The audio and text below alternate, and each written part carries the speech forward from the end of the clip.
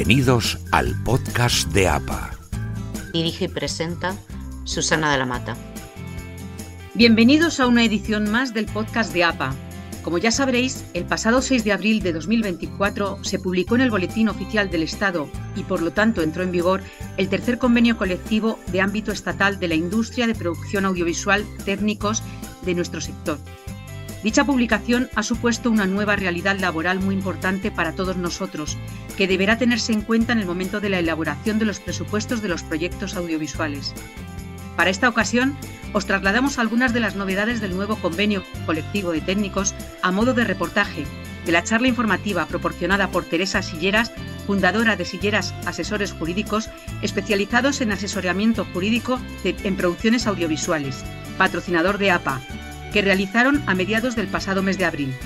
Les damos desde aquí las gracias porque nos han permitido utilizar estos audios para crear este programa especial con la actualidad de nuestro sector. Quédate porque empezamos. Si quieres ingresar en APA como nuevo miembro, encontrarás toda la información de los tipos de socios que te proporcionamos y el formulario de solicitud de alta en nuestra web www.asociacionapa.es en Hazte Socio. Si eres proveedor de servicios al audiovisual y quieres que te conozcan nuestros asociados y el sector, aquí tienes un nuevo canal, el podcast de APA. Ponte en contacto con nosotros en info@asociacionapa.es o infórmate en nuestra web www.asociacionapa.es. Durante este año, si eres socio, trae un amigo profesional de producción audiovisual a APA y te regalamos una cuota trimestral y a él también. ¿Eres estudiante y quieres dedicarte al cine, a la publicidad o al mundo de las series de ficción? Pues ahora ya puedes formar parte de APA. Hemos creado para ti APA Junior. Infórmate en nuestra web.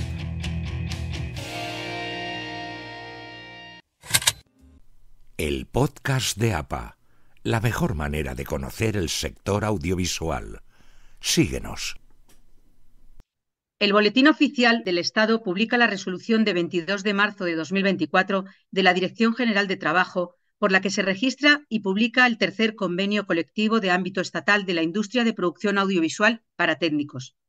La vigencia del convenio queda ahora establecida hasta el 31 de diciembre de 2024. Una vez se llegue a esta fecha, empezará a contar la ultraactividad. ¿Qué implica esto? Escuchemos lo que dice Teresa Silleras. En este caso, el boletín se publicó el sábado 6 y, por tanto, empieza a mantenerse en vigor o entrar en vigor a partir del día 7 de abril. ¿Desde cuándo? ¿Qué contenido tiene ese convenio colectivo que nos es de aplicación? ¿Tiene retroactividad? ¿No tiene retroactividad? Lo que tenemos que tener en cuenta es que en la última publicación relacionada con el convenio colectivo fueron las tablas salariales del año 2021. Por tanto, en este nuevo texto, que como vamos a ver sí que se ha visto variado respecto de ese inicial que vimos en enero, publica tablas de 2022, tablas de 2023 y, por supuesto, tablas de 2024 con las nuevas realidades que vamos a tener para 2024. Pues bien, las tablas salariales son de efecto retroactivo, pero no para aquellos proyectos que hayan finalizado. Es decir, si nosotros hemos terminado el rodaje de nuestro proyecto en el año 2022 o 2023 o antes de esta publicación, no nos será de aplicación estos requisitos económicos. Y también para aquella plantilla que a 31 de diciembre de 2022 tuviera un salario superior a 29.000 euros o proporcionalmente a 29.000 euros si el periodo trabajado en el 2022 fuera inferior a ese año, ¿no? A esos 29.000 euros fraccionado por el tiempo que efectivamente estuviéramos trabajando. Y la relación laboral se mantenga viva. Si está extinta, tampoco se nos aplicará. A priori, la vigencia del texto del convenio se establece hasta el 31 de diciembre de este año 2024. A partir del 1 de enero de 2025, evidentemente no nos podemos quedar sin convenio colectivo. Aplicará la ultraactividad y es ese momento en el que, no estando el texto en vigor, se mantiene todo su clausulado vivo hasta que se vuelva a negociar. Quizá lo más importante o la modificación más destacada ha sido lo que se considera ahora una jornada. ¿Cómo serán las jornadas de rodaje en una producción audiovisual? Escuchemos qué dice Teresa Silleras al respecto y sobre el plus de flexibilidad.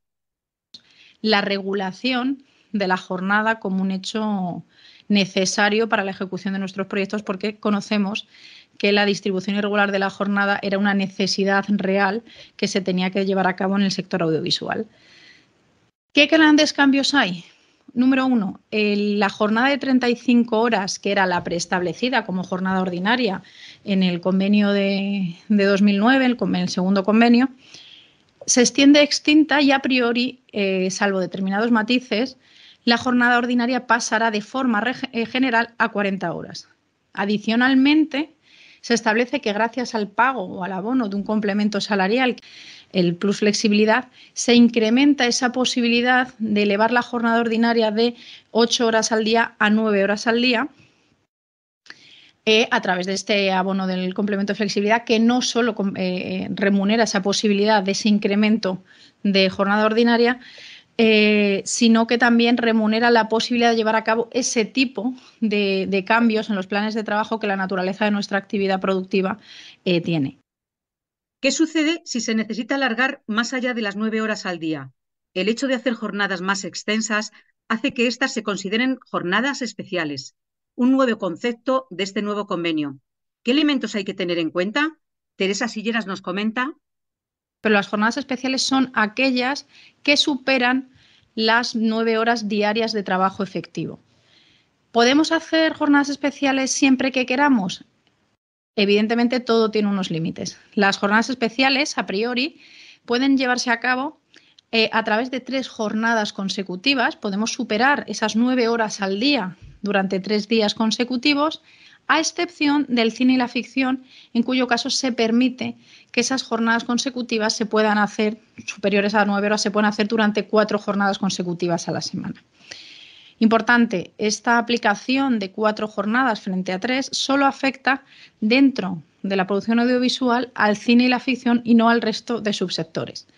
Además, esta posibilidad de hacer 4 jornadas especiales continuadas se limita en el tiempo. Nos permiten que podamos hacerlo durante 8 semanas, que podrán llevarse a cabo de forma consecutiva o de forma alterna, fraccionada, pero siempre ese límite de 8 semanas cuando hagamos la prestación de servicios en jornadas especiales de 4 jornadas consecutivas. Matiz, como bien dice el texto, habla de jornadas consecutivas.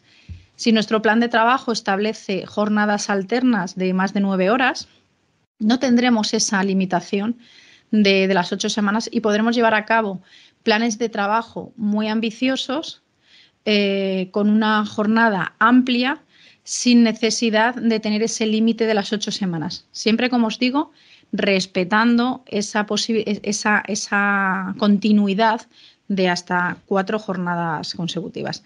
¿Qué nos dicen además de las jornadas especiales? Que tienen 2 matices.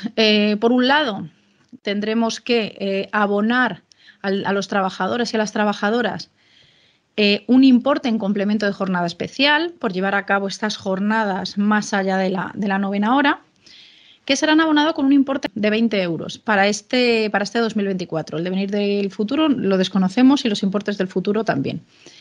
Cada jornada especial será abonada con 20 euros de incremento como complemento salarial, salvo la 4ª jornada adicional, en cuyo caso la penalización por esa continuidad de jornadas especiales a lo largo de la semana tendrá un incremento de 35 sobre los 20. Es decir, tendremos 3 días de 20 euros de penalización por jornadas especiales y un día de 55 euros por esa posibilidad de hacer esta 4ª jornada. ¿De acuerdo? No obstante, como os comento, le he llamado penalización. ¿Por qué? Porque este importe que pagamos de 20 euros o bien 55 si nos vamos a esa 4ª jornada especial, continuada en el tiempo, no está remunerando el precio hora. Tengamos en cuenta que la jornada especial es toda aquella que supera las 9 horas. Es decir, si llegamos a 9 horas, a 10 horas, a 11 y hasta 12 horas al día. Por tanto, estos 20 euros o 55 lo que hace es compensar esa disponibilidad de elevar el tiempo de nuestra jornada de 9 horas a un tiempo superior. Independientemente de esto, la productora o la empresa de servicios técnicos auxiliares que presta servicios para la producción deberá compensar ese exceso de horas con una distribución irregular de la jornada. ¿Cómo?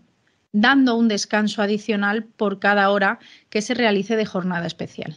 Por tanto, tenemos dos partes. Tenemos la parte en la que compensamos económicamente esa posibilidad de elevar nuestra jornada y, por otro lado, evidentemente, compensamos el tiempo trabajado en exceso con un descanso posterior.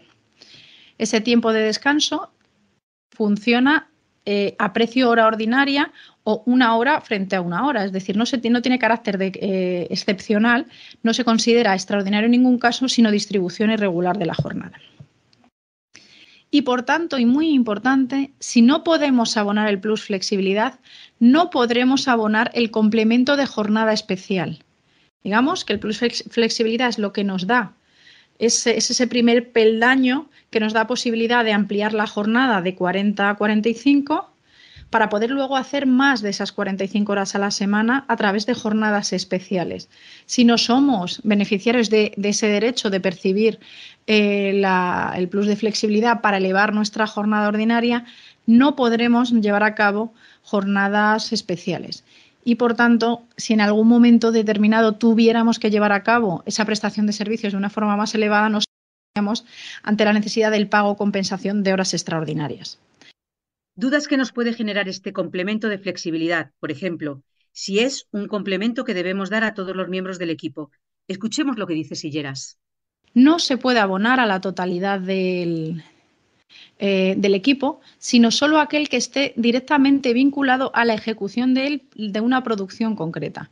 Por tanto, aquellos trabajadores que presten servicios en servicios generales, de forma habitual, dando apoyo a la totalidad de la estructura de la empresa, no podrán ser beneficiarios de ese plus flexibilidad, pero tampoco podrán llevar a cabo esas variaciones que plantea el plus flexibilidad, esa elevación de la jornada y esa posibilidad de movilización o de modificación de la distribución horaria, jornada, etc. Siguen las 12 horas de descanso entre jornadas y ahora son 48 las horas de descanso semanal ininterrumpido. ¿Se podría compensar la ausencia de descanso económicamente? Esto es lo que Silleras comenta. Yo he recibido llamadas en las que me decían, es que hay que descansar 12 horas entre jornada y jornada. Eso no es nuevo. Eso es del anterior convenio, del Estatuto de los Trabajadores, materia de prevención de riesgos laborales, es algo que siempre ha estado sobre la mesa. Esa posibilidad de compensar la ausencia de descanso a través del pago de hora extraordinaria, que habitualmente en determinados tipos de proyectos se le llama turnaround, eso no es viable. El hecho de pagar esa ausencia de descanso, de remunerar esa ausencia de descanso, no nos exime de responsabilidad. La ausencia de descanso no se puede llevar a cabo y es sancionable en el 100% de los casos. ¿Qué nos pasa también? Que tenemos no solo ese cambio, no tenemos solo ese descanso de jornada entre jornada y jornada, sino que se establece un descanso semanal hasta ahora de 36 horas, a partir de ahora de 48. ¿Qué nos pasa? Lo mismo. Primero no podemos fraccionarlo, porque el descanso de las 48 horas tiene que ser consecutivo. No podemos fraccionarlo, sí podemos hacer el descanso de jornada entre semanas como se adapta a nuestro plan de trabajo, es decir, podríamos descansar un miércoles y un jueves porque tenemos esa necesidad de trabajar en fin de semana. Para el supuesto de personas trabajadoras nocturnas, Silleras apunta. Hasta la fecha, si bien es cierto que siempre se ha conocido que la actividad productiva se puede llevar a cabo durante, como bien hemos dicho, los 7 días de la semana, las 24 horas al día, la nocturnidad era un hecho. A partir de ahora, la nocturnidad, siendo un hecho y sabiendo que se puede llevar a cabo la actividad productiva en horario nocturno, que es aquel que se desarrolla entre las 10 de la noche y las 6 de la mañana, tiene que ser aceptada por la persona trabajadora. Es decir, en contrato de trabajo recogeremos que ambas partes acuerdan la posibilidad de llevar a cabo esa prestación de servicios en horario nocturno si fuera necesario por las especiales características que pueda tener cada proyecto. Ahora bien, adicionalmente a ese pacto existe la necesidad de abonar el complemento de nocturnidad en caso de que la jornada del trabajador supere un tercio en horario nocturno. ¿Un tercio de qué? Un tercio de la totalidad de la relación laboral. Si nuestro contrato es temporal, pues será un tercio del periodo contratado. Si la actividad es estacional o es anual, tendrá que ser 1/3 de la jornada anual. En caso de que esta situación se dé, el trabajador será perceptor de un complemento salarial por importe del 10% de su salario base. Hasta ahora era un hecho que esta prestación de servicios se daba en estos horarios, pero no existía esa necesidad de ser remunerado. ¿El pago del trabajo en día festivo, cómo lo cuantificamos según Silleras? El festivo lo que remunera es la ausencia de descanso semanal. Por tanto, debemos acudir al Real Decreto que regula esta ausencia de descanso semanal. Y lo que establecía este Real Decreto era que el abono del festivo será el 75% del precio de la hora ordinaria. Es decir, vamos a poner un ejemplo, que tenemos un salario de 100 euros al día y vamos a prestar servicios en festivo. Incrementaremos ese pago de salarios y pagaremos un complemento por importe del 75%, es decir, 75 euros más. Esta era la realidad mínima, son los mínimos que marcaba la norma, hasta el texto, lo que en principio se había firmado en diciembre de 2023. En diciembre de 2023 se firma este nuevo convenio y lo que se dice es, ojo, los festivos van a tener un importe fijo de 60 euros. Nosotros, en nuestra reunión, como ya lo sabéis todos, analizamos si sería viable o no sería viable esta posibilidad, entendiendo que no podíamos reducir el importe del festivo por debajo de lo que estableciera la norma, que era este 75%. Pues bien, en esta revisión que se ha hecho en el mes de marzo y que ha sido aprobada el 22 de marzo de 2024, finalmente lo que se recoge es que el festivo será este importe del 75% que hemos hablado, salvo en aquellos casos en el que ese 75% no llega al importe de 60 euros. En ese caso, que no llega al importe de 60 euros, estableceremos ese mínimo. Por tanto, a efectos prácticos, vamos a pagar siempre los festivos a importe del 75% y con un suelo de 60 euros. También hay otro complemento, concepto que hasta ahora no existía, que es el complemento de trabajo en fin de semana. ¿Qué supone esto? ¿Quién lo puede cobrar? Nos lo explica Silleras. El complemento de trabajo en fin de semana se remunera de idéntico modo que el de los festivos que hemos estado comentando. Un 75% del precio ordinario hora o el precio ordinario día si se trabaja la jornada completa, con un mínimo, con un suelo, en este caso, de 60 euros. No es que se considere el fin de semana como festivo, ni mucho menos. La analogía únicamente se hace con el pago. El pago, en caso de que prestemos servicios en sábado y o domingo, se remunerará de esta manera, salvo, evidentemente, que seamos trabajadores asignados a fin de semana. ¿Qué es un trabajador asignado a fin de semana? Pues tenemos que hacer diferenciación en este sentido entre los contratos temporales y los contratos indefinidos o de actividad prolongada en el tiempo.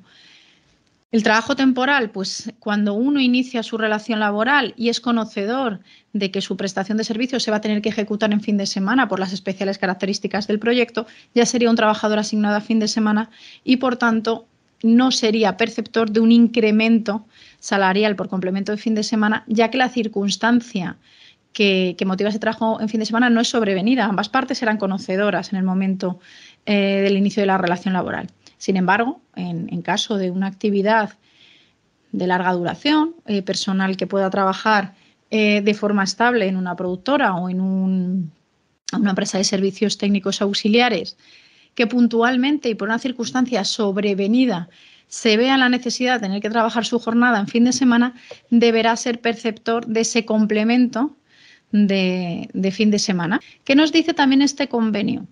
Ojo, no solo tenemos la opción de remunerar esos festivos, esos fines de semana, con esta cuantía del 75% o ese importe mínimo de 60 euros u 80 en caso de que sea un festivo especial.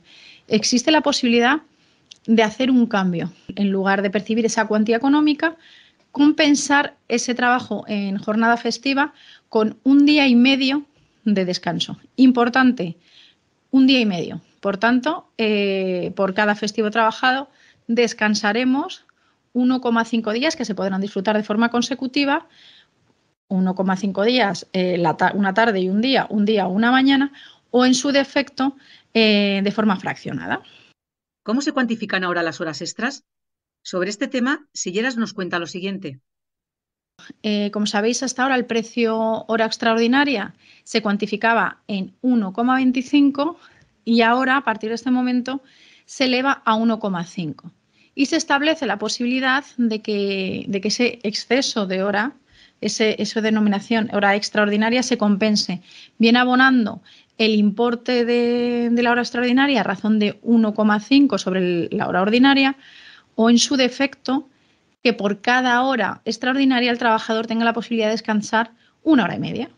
Es decir, el importe en tiempo y económico se cuantifica del mismo modo, ¿no? Si ponemos un ejemplo siempre, si nuestro precio hora es de 10 euros, si nos lo pagaran, nos pagarían 15 euros por esa hora extraordinaria. Si lo tuviéramos que descansar, descansaríamos 1 hora y el 50% de fracción de otra. Por tanto, seguiría cuantificándose en 15 euros. ¿Cómo llevamos a cabo esa decisión? Pues una cuestión presupuestaria por un lado y una cuestión de organización del plan de trabajo. Sobre el complemento de turnicidad, que hasta ahora no existía, Silleras comenta que se da en aquellas actividades en las que se desarrolle siempre a turnos la actividad. Los trabajadores son beneficiarios de ese complemento de turnicidad que hasta ahora no existía. La Dirección General de Trabajo registra y publica en el BOE la resolución del 22 de marzo de 2024 del tercer convenio colectivo de ámbito estatal de la industria de la producción audiovisual, técnicos. Puedes consultar este y otros convenios del sector audiovisual en la sección de enlaces en convenios sectoriales en nuestra web.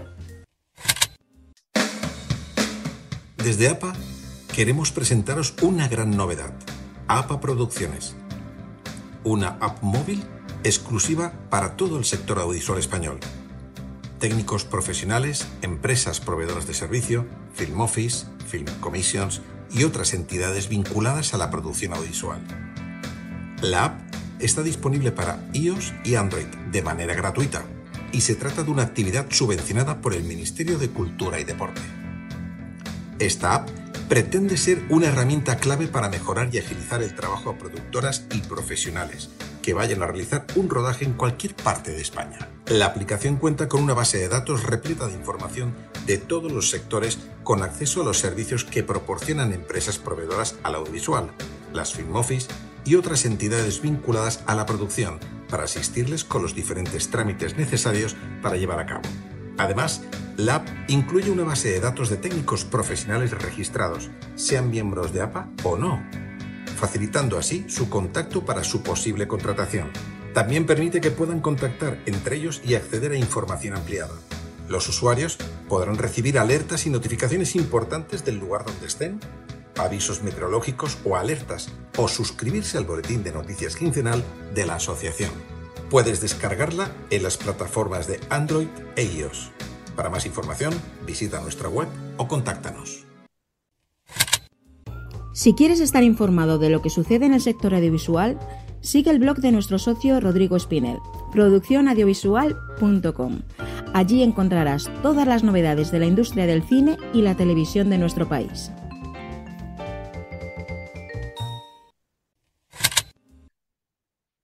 Continuamos en este podcast especial sobre el tercer convenio colectivo de técnicos con Teresa Silleras. Otra de las modificaciones del convenio es el importe del kilometraje. Silleras nos argumenta lo siguiente. Como sabéis, hasta ahora el convenio colectivo recogía un importe por kilómetro de 0,20 céntimos, de 20 céntimos, y en el mes de noviembre de este 2023 se vio modificada el reglamento de tributación, elevando la cuantía exenta del importe de kilometraje a 0,26. Pues, ¿qué ha pasado en esta negociación? Aprovechando esa exención de hasta 26 céntimos, se negocia que el importe por kilómetro que se le abonará al trabajador en caso de ser beneficiario de este pago de kilometraje se eleva también a 0,26. A priori, en cuanto a un tema de tributación, pues el trabajador es muy beneficioso, pero sí que es cierto que tenemos que valorar que el porcentaje por el que se ha elevado el tema del kilometraje es alto. Pasamos de 0,20 a 0,26, por lo que presupuestariamente sí es algo a tener en cuenta por parte de las productoras para llevar a cabo sus presupuestos. Otra de las cuestiones que muchos de nosotros nos planteamos es, ¿qué ocurre ahora con las dietas? Sillera responde. El importe de la dieta se incrementa, recoge exactamente los importes de dieta de la media dieta, dieta completa, el gasto de bolsillo, que es aquel al que tiene derecho el trabajador por el mero hecho de pernoctar fuera de su casa, y establece una dieta completa, incluyendo el gasto de bolsillo e incluyendo el desayuno, que hasta ahora no existía como tal de forma expresa, y ahora ya sí la recoge. ¿Cuándo pagamos esta dieta completa? Cuando la empresa no pone en favor de los trabajadores los medios necesarios de manutención, sabiendo que podemos hacerlo de distintas maneras. Podemos poner a disposición del trabajador los alimentos, podemos justificar los pagos anticipando el trabajador el pago y pidiendo el reembolso de esos importes, podemos pagar la dieta o podemos hacer un sistema mixto de cualquiera de las tres anteriores. Pues en este caso se establece un importe de dieta completa en la que tenemos la dieta de la comida, la dieta de la cena, la pernocta y el desayuno en caso de que la empresa no ponga a disposición algunas de las comidas que fueran necesidad de la persona trabajadora, ¿vale? Y hasta ahora eso no existía. ¿Y qué ocurre con el tema de los desplazamientos? Sillera se explica. Como bien sabéis, hasta ahora se establecía un límite en el tiempo de desplazamiento a partir del cual se consideraba tiempo efectivo de trabajo y ese límite no es que se haya visto modificado, es que ha desaparecido. Hay un texto que originariamente había estado recogido en el segundo convenio colectivo, se había recogido también en este tercer convenio colectivo que se firmó en diciembre y en esta revisión del mes de marzo de 2024 ese texto concretamente, ese párrafo desaparece. ¿Qué vamos a ver? ¿Cómo opera en función de si estamos hablando de un centro de trabajo para trabajadores indefinidos o bien para trabajadores cuyo centro de trabajo como tal no existe, sino centros de actividad? Y la realidad es que el trabajador se mueve desde su casa hasta cada citación. Y aquí sí que tenemos que ser bastante flexibles a la hora de entender que la relación laboral puede ser de distinta naturaleza. Como hemos hablado, pueden ser trabajadores cuya antigüedad y vínculo laboral sea indefinido con una duración larguísima y se les tenga adscritos a un centro de trabajo concreto, en cuyo caso su inicio de actividad nacerá desde que llegaran a ese centro de trabajo y luego se desplazaran a otros centros de trabajo. Y luego está la realidad de los contratos temporales en los que tenemos una actividad móvil o itinerante y no estamos vinculados a ningún centro de trabajo, sino a centros de actividad. El convenio colectivo dice muy claro que el inicio de la jornada se llevará a cabo con la citación en el centro de actividad. ¿Qué es el centro de actividad a efectos legales? En la ubicación donde vamos a prestar servicios en función de nuestra categoría profesional. Por tanto, la realidad es que el desplazamiento entre el domicilio del trabajador y ese centro de actividad, que además ya está recogido en contrato, el trabajador cuando firma el contrato sabe dónde va a llevar a cabo esa prestación de servicios, sabe que se va a mover dentro de distintos municipios o de distintas localizaciones, ese tiempo de trabajo desde el domicilio hasta el centro de actividad no puede en ningún caso considerarse tiempo efectivo de trabajo, porque la prestación de servicios empieza a contar desde el momento de la citación, como bien dice el convenio colectivo, y porque no existe una responsabilidad sobre la empresa en función de la residencia del trabajador en ningún caso. Otro tema nuevo a tener en cuenta son los seguros y el complemento de incapacidad temporal. Esto es lo que Silleras nos aclara.